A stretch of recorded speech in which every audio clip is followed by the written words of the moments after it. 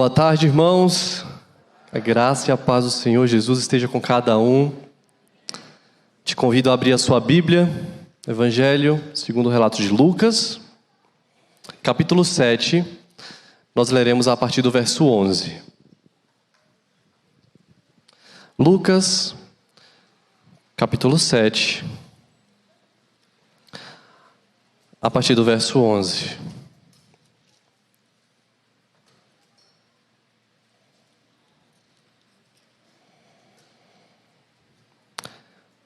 Nós temos vivido dias de choro, dias de luto, dias de lágrimas.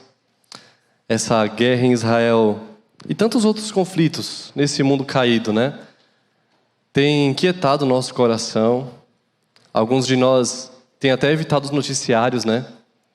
Para que isso não venha nos entristecer tanto, mas é inevitável. Nosso coração aperta e muitos questionamentos chegam até nós. Por isso esse tema é tão oportuno. Eu gostaria de falar com os irmãos nessa tarde sobre o consolo que vem de Deus. Esse relato que nós leremos aqui em Lucas é um texto de um episódio muito dramático, de um momento de luto, de choro, de pranto. É um texto que é relatado apenas por Lucas, não é relatado nos demais evangelhos. Mas Lucas entende a necessidade de registrar esse milagre e de nos lembrar desse consolo que vem de Deus. Por isso, vamos fazer a leitura desse texto. Lucas 7, do 11 ao 17, diz assim a palavra do Senhor. Em dia subsequente, dirigia-se Jesus a uma cidade chamada Naim. E iam com ele os seus discípulos e numerosa multidão. Como se aproximasse da porta da cidade, eis que saía o enterro do filho único de uma viúva, e grande multidão da cidade ia com ela. Vendo-a, o Senhor se compadeceu dela e lhe disse: não chores. Chegando-se, tocou o esquife e, parando os que o conduziam, disse: jovem, eu te mando, levanta-te. Sentou-se o que estivera morto e passou a falar. E Jesus o restituiu à sua mãe. Todos ficaram possuídos de temor e glorificaram a Deus, dizendo: grande profeta se levantou entre nós, e Deus visitou o seu povo. Essa notícia a respeito dele divulgou-se por toda a Judéia e por toda a circunvizinhança. Vamos orar? Feche seus olhos. Senhor Jesus, aqui está o teu povo reunido, Pai. Nós lemos a tua palavra e pedimos que nesse momento o Senhor fale aos nossos corações. Cremos que foi o Senhor quem nos trouxe até aqui. E cremos no poder da tua palavra para quebrantar o nosso coração, transformar a nossa vida e nos levar para mais perto de ti. Que isso aconteça nessa tarde, em nome de Jesus. Amém. Queridos, eu gostaria de destacar 3 verdades desse texto. A primeira delas é que Deus nos vê. A segunda é que Deus nos cura. E a terceira é que Deus nos visita. O cenário desse episódio aqui é um cenário muito triste, né? É o enterro de uma criança.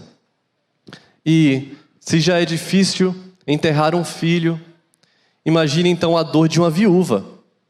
De uma mulher que já havia experimentado a dor do luto com seu marido. E agora ela está diante mais uma vez da perda de um ente querido, e está ali, pronta para sepultar o seu filho. E é interessante ver a ênfase que Lucas coloca aqui ao descrever essa mulher, e ele traz esse detalhe de que aquele era o filho único daquela mulher. Ela não tinha mais ninguém, ela já havia perdido o seu marido, e agora o seu único filho morre, e ela está com o coração rasgado ali, a caminho do enterro dele. Há quem diga que de todas as mortes, a de uma criança é a mais antinatural e a mais difícil de suportar.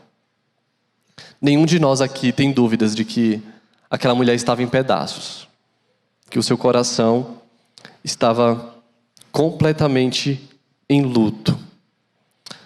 Nós sabemos muito pouco sobre essa família, o texto não fala o nome dessa mulher, não fala o nome do seu filho. Não temos grandes informações, mas o testemunho e o milagre que ocorreu ali, naquele dia,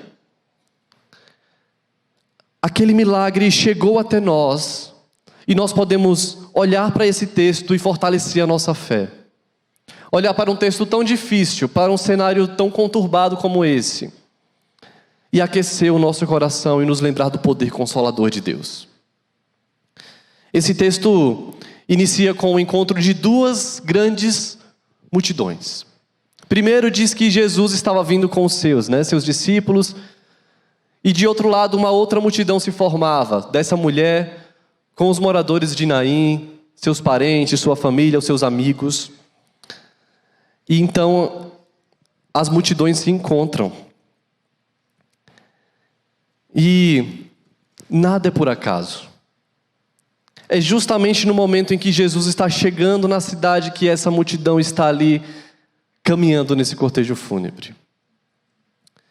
A cidade de Naim ficava a cerca de 40 quilômetros de Cafarnaum, mais ou menos um dia de viagem de onde Jesus estava. Provavelmente Jesus e seus discípulos chegam ali no final da tarde e encontram essa demonstração pública de tristeza. Encontram uma multidão em choro, em prantos. Havia uma comoção geral.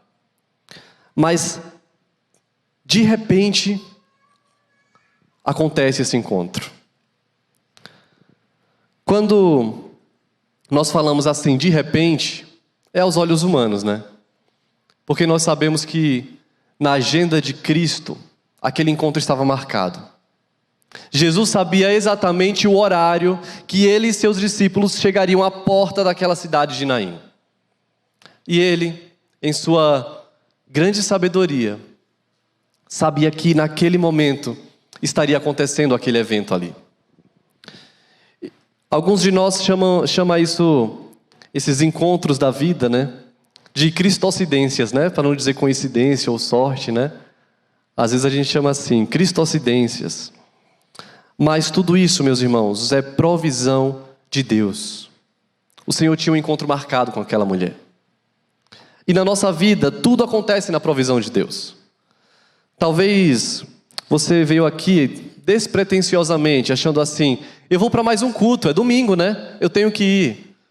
Vou no culto das 5 que eu consigo chegar, sentar, né? Talvez você pensou assim, é mais um culto. Vou no automático. Talvez você que esteja assistindo essa live também clicou aqui nesse vídeo assim, vou ver o que é que está rolando lá em Pinheiros, né? Vou assistir aqui essa live. Mas, queridos, a nossa vida não é movida por coincidências. Existe um Deus soberano, Criador do universo, que controla todas as coisas, as mínimas coisas. E você está aqui hoje, ouvindo essa mensagem, também não é uma coincidência. O Senhor tem algo a falar ao seu coração. Você também que está nos acompanhando na internet, saiba disso. Você não clicou nesse vídeo por acaso. O Senhor quer falar ao seu coração. Por isso esteja com os ouvidos atentos a isso. O versículo 13 do texto que nós lemos inicia com uma palavra muito curiosa. Diz assim, vendo-a o Senhor. O texto não diz que a mulher viu Jesus. O texto não diz que ela esperava por isso. Mas Jesus chega naquela cidade e ele vê aquela mulher. No meio de uma multidão, o Senhor vê aquela mulher. E meu irmão, eu sei que muitas vezes a sensação que nós temos é que nós somos somente um na multidão e que o Senhor conhece as pessoas por atacado, né? Conhece o povo de Pinheiros. Mas Ele nem sabe meu nome. Às vezes, essas coisas vêm à nossa mente, né? Mas o Deus que nós servimos nos conhece intimamente. Sabe o seu nome, sua história, o seu passado. Quantos fios de cabelo tem na sua cabeça. Esse é o nosso Deus. É o Deus que nos vê. Às vezes nós pensamos assim, quem sou eu para Deus me ver? Existem tantas pessoas até melhores do que eu. Ele pode ver essas pessoas, mas a mim não. Ilusão, Deus te vê. Existem até pessoas que dizem assim: eu vou acordar de madrugada para orar porque a fila é menor, né? Vai que Deus ouve minha oração na madrugada.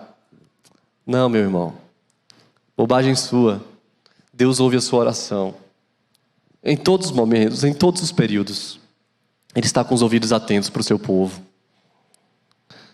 E Jesus naquela multidão enxerga aquela mulher e vê aquela mulher diferente do que os homens a viram. Porque o que os homens viram foi uma viúva em prantos, se derramando em lágrimas. Mas Jesus vê o interior daquela mulher. Ele enxerga aquilo que o homem não vê. E essa mulher representa muitos de nós, que durante a caminhada cristã, durante a nossa vida, experimentamos momentos de dor e de sofrimento. E ninguém, irmãos, é poupado disso. Todos nós vamos experimentar momentos de tristeza.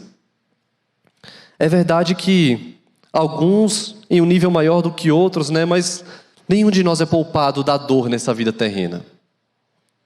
E essa mulher representa, então, todo mundo que já teve a sua alma ferida, que já esteve angustiado por alguma coisa, que já chorou, que já se entristeceu, que já carregou o peso do luto ou de qualquer outra dor. Qualquer pessoa que carece de Cristo. Essa mulher nos representa. E o texto diz, meus irmãos, que o Senhor não apenas a vê, olhe comigo no verso 13, mas o Senhor se compadece dela. Diz assim: vendo-a, o Senhor se compadeceu dela. O Senhor tem compaixão daquela mulher. O seu coração se dirige até essa mulher com uma compaixão absoluta.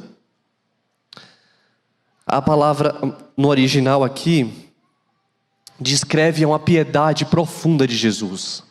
Como se a compaixão de Jesus viesse do seu mais íntimo, das suas vísceras.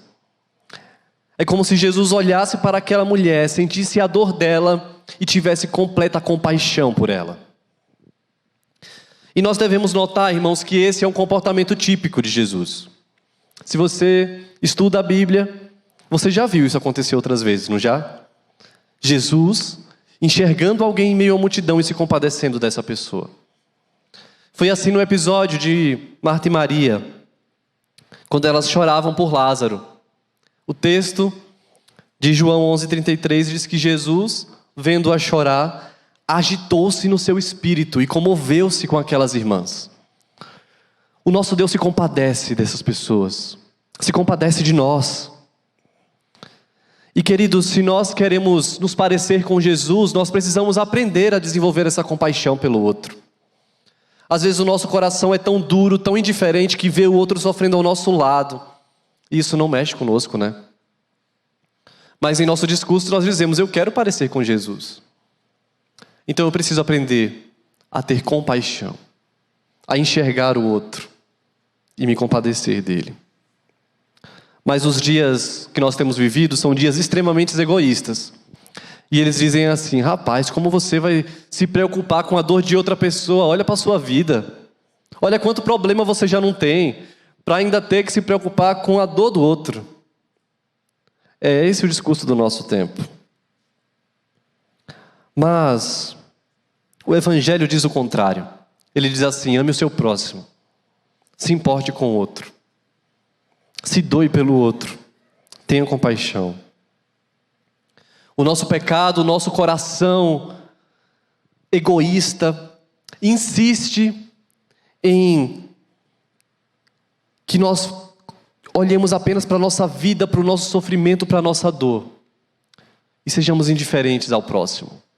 E eu quero te perguntar aqui, não precisa me responder, tá? Mas olhe o seu coração. Qual foi a última vez que você orou pelos enfermos? Que você chorou com os que choram? Que você teve compaixão pela dor do outro? Eu não estou perguntando qual foi a última vez que você sofreu, porque talvez você diga assim: hoje. Chorei hoje diante do Senhor. Aconteceu algo triste hoje. Mas e com o outro? Você já orou pelos enfermos de maneira sincera? Sem sair da boca para fora, sem ser porque o pastor pediu? Você já chorou junto com o próximo? Já se compadeceu de alguém? Ou será que os seus problemas são tão grandes a ponto de só caber os seus problemas, a sua realidade, a sua dificuldade na sua agenda e na sua oração? O coração de Jesus nos ensina sobre isso. Ele não só notou aquela mulher, ele não só viu aquela mulher, ele não só teve compaixão daquela viúva, mas ele também consolou aquela mulher, dizendo assim: não chores. Vamos ler todos juntos esse verso 13. Vendo-a, o Senhor se compadeceu dela e lhe disse: não chores. Essas foram as palavras do Senhor: não chores. Isso não quer dizer que Jesus estava inibindo o luto daquela mulher. Não quer dizer que Jesus disse àquela mulher assim: olha, não é para você ter sentimento. Seu filho morreu, mas não é para chorar. Não foi isso que Jesus estava fazendo. Pelo contrário, o próprio Jesus chorou. O próprio Jesus sabia que na nossa vida nós iremos passar por momentos de dor e de lágrimas. Isso faz parte, meu irmão. Deus nos fez assim. Pessoas emotivas, nós choramos. Existem momentos de chorar e às vezes o choro nos faz bem. Às vezes é preciso que o nosso coração sinta mesmo remorso, tristeza pelo pecado, que lágrimas caiam do nosso rosto. Isso é necessário. E se a tristeza, se a dor, se a vergonha nos aproximar de Deus, vale a pena chorar e sofrer. Existe um hino muito antigo que diz assim: mais perto eu quero estar, meu Deus, de ti, ainda que seja a dor que me leve a ti. Se a dor te levou para mais perto de Jesus, valeu a pena sofrer. Se a dificuldade te aproximou de Cristo, fez os seus joelhos se dobrar, fez o seu coração se quebrantar diante de Deus, valeu a pena sofrer. Porque no fim das contas, meu irmão, o que vale a pena nessa vida é estar aos pés da cruz. Por isso, esse ensinamento de Jesus para aquela mulher: não chores, não é para que ela coloque de lado as suas emoções, mas é um prelúdio do que viria. É como se Jesus dissesse assim: você não sabe, mas daqui a pouco você não vai ter mais motivos para chorar. Algo vai acontecer e as suas lágrimas não precisarão mais escorrer do seu rosto. O milagre estava prestes a acontecer. E a partir do verso 14 nós veremos esse milagre na prática. Nós veremos o Deus que não apenas nos vê, mas o Deus que também nos cura. Veja comigo o verso 14, que diz assim: chegando-se, tocou o esquife e parando os que os conduziam, disse: jovem, eu te mando, levanta-te. É interessante ver que Jesus chega e toca o esquife, que era o caixão. Ele toca ali. E talvez as pessoas pensassem assim: quem é esse homem? Está chegando, se aproximando e tocando o caixão, o que ele vai fazer? O que será que vem aí? As leis cerimoniais do Antigo Testamento diziam que aquela pessoa que tocasse num morto se tornaria impura. Mas Jesus faz questão de não apenas curar com a palavra, ele faz questão de chegar, se aproximar daquele caixão, tocar ali. Ele sabia que a lei exigia misericórdia, muito acima do sacrifício. E ele faz isso, toca aquele caixão, chega, se aproxima, diferente do que era esperado por todos. Jesus chega perto do luto, chega perto da dor e toca. Esse é o nosso Deus, o Deus que se aproxima do sofrimento, o Deus que chega perto, o Deus que voluntariamente vem até nós e nos cura. Quando ninguém mais sabia o que fazer, quando só restavam lágrimas, quando o povo só sabia chorar, Jesus sabia o que ele precisava fazer ali. E ele se aproxima e faz isso. E de repente, meus irmãos, eu imagino o silêncio quando ele toca aquele caixão. Eu imagino o drama naquele momento, a tensão. Vida e morte estavam cara a cara.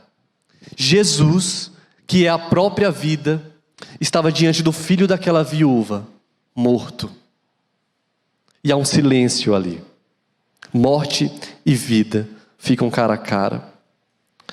Mas aquele silêncio é quebrado por uma ordem de Jesus, que está aí no verso 14, no finalzinho. Ele diz: jovem, eu te mando, levanta-te. Jesus dá essa ordem para aquele jovem que aos olhos humanos parece absurda, não faz nenhum sentido. Você está mandando um morto se levantar. Como assim? Isso é loucura. Mas o texto continua dizendo, no verso 15, sentou-se o que estivera morto. O morto se sentou e ele começou a falar. E Jesus o restituiu à sua mãe. O morto se levanta. Nós não sabemos quais foram as palavras daquele jovem ali. Ele começa a falar, talvez ele perguntou: o que está acontecendo? Por que tanta gente aqui ao meu redor? Por que tantas lágrimas? Ele começa a falar, ele ressuscitou. Independente do que tenha sido dito por aquele homem, aquele povo testemunhou um milagre aos seus olhos. Diante deles, a cura chegou, o milagre aconteceu. E Jesus restituiu a sua mãe. Jesus transformou o choro em alegria. Jesus enxugou as lágrimas. Jesus devolveu àquela mãe aflita o seu filho. O brilho nos olhos voltou. Aquele menino voltou a ter vida. Cristo transformou o luto em festa. E o nosso Deus tem poder para isso, querido. Eu sei que em meio à dor, eu sei que em meio ao sofrimento, nós não conseguimos enxergar muita coisa. Só conseguimos enxergar mais tristeza, mais lágrima, mais dor. Mas saiba que o nosso Deus, Ele tem poder para enxugar as lágrimas e transformar o luto em festa. E foi isso que aconteceu ali. Ele transforma a dor daquela mãe em alegria. Jesus é poderoso para curar, Jesus é poderoso para transformar a maior tragédia, que é a morte. Ele transforma, Ele triunfa sobre a morte, porque Ele é a própria ressurreição e a vida. Ele é aquele que morreu e ressuscitou, e é por isso que nós temos esperança.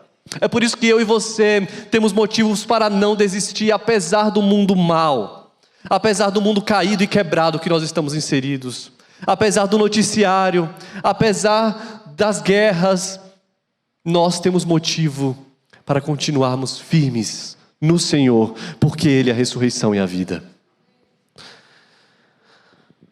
O jovem havia sido ressuscitado, começou a falar, mas as palavras daquele jovem foram abafadas pelo grito da multidão, pela fala das pessoas que presenciaram aquilo. Veja comigo o que acontece no verso 16. Todos ficaram possuídos de temor e glorificaram a Deus, dizendo: grande profeta se levantou entre nós e Deus visitou o seu povo. O povo testemunhou o milagre e conheceu esse Deus que nos vê, que nos cura e que nos visita. Eles dizem assim no final do verso 16: Deus visitou o seu povo. Esse milagre trouxe glória para Deus. E entenda uma coisa: tudo o que Jesus fazia, tudo o que Jesus ainda faz, todos os milagres que são operados ainda hoje, tem um objetivo, que é trazer glória a Deus, trazer glória ao nome do Senhor. Por isso, o que Deus está fazendo na sua vida, meu irmão, precisa impactar a outros. Se você de fato nasceu de novo, e esse é o maior milagre que o ser humano pode experimentar, é ter o seu coração regenerado, seus olhos desvendados e ser salvo pelo Senhor Jesus. Se isso aconteceu na sua vida, isso precisa impactar a outros. E foi isso que aconteceu ali. As pessoas foram impactadas pelo poder do Senhor Jesus e começaram a glorificar a Deus. Começaram então a dizer: grande profeta se levantou entre nós, Deus visitou o seu povo. O nome de Deus foi glorificado, e o seu testemunho também, meu irmão, precisa ser conhecido de todos, a ponto de que as pessoas da sua família, do seu trabalho, possam dizer assim: o Deus dessa pessoa é real, o Deus que essa pessoa serve é um Deus vivo, É um Deus que se relaciona com ela e que tem poder. O seu testemunho precisa glorificar a Deus. E isso acontece ali, irmãos. Diante do milagre, o povo reconhece o senhorio de Jesus. As vozes que em algum momento foram incrédulas, duvidavam de Deus, diziam: que Deus é esse? Começam então a louvar a Deus. E essa é uma imagem do nosso futuro, queridos. O texto diz assim, que essa notícia no verso 17, a respeito dele, divulgou-se por toda a Judéia e por toda a circunvizinhança. Todos ficaram sabendo. O poder de Jesus, o testemunho se espalhou, e o nome de Deus foi glorificado por toda a Judéia, por toda a circunvizinhança. Queridos, nós precisamos nos lembrar de que um dia, até o mais incrédulo, até aquele que duvida, até o fim do poder de Deus, essa pessoa um dia irá reconhecer que Jesus é o Senhor dos senhores. Abra sua Bíblia comigo em 1 Tessalonicenses capítulo 4, verso 16 a 18. 1 Tessalonicenses 4, do 16 ao 18.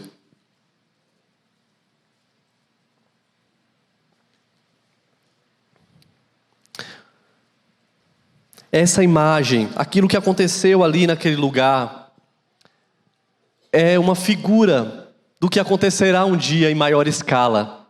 Aquelas pessoas incrédulas que começaram a glorificar a Deus diante do testemunho daquele homem, é algo que irá se repetir no grande dia. Diz assim o texto: porquanto o Senhor mesmo, dada a sua palavra de ordem, ouvida a voz do arcanjo e ressoada a trombeta de Deus, descerá dos céus, e os mortos em Cristo ressuscitarão primeiro. Depois nós, os vivos que ficamos, seremos arrebatados juntamente com eles entre nuvens, para o encontro do Senhor nos ares, e assim estaremos para sempre com o Senhor.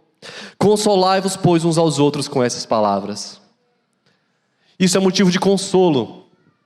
Está doendo, você está chorando, está angustiado.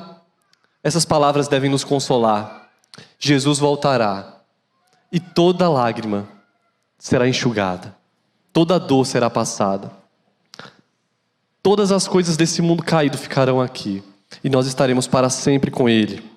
A voz que falou para aquele jovem: levanta-te, será ouvida por todos. E então todos nós iremos declarar que Jesus é o Senhor. E o povo diz: Deus visitou o seu povo. Essa frase é semelhante ao que Zacarias havia cantado na narrativa do nascimento de Jesus, lá no começo de Lucas 1,68. Bendito seja o Deus de Israel, porque visitou e redimiu o seu povo. Bendito seja Deus.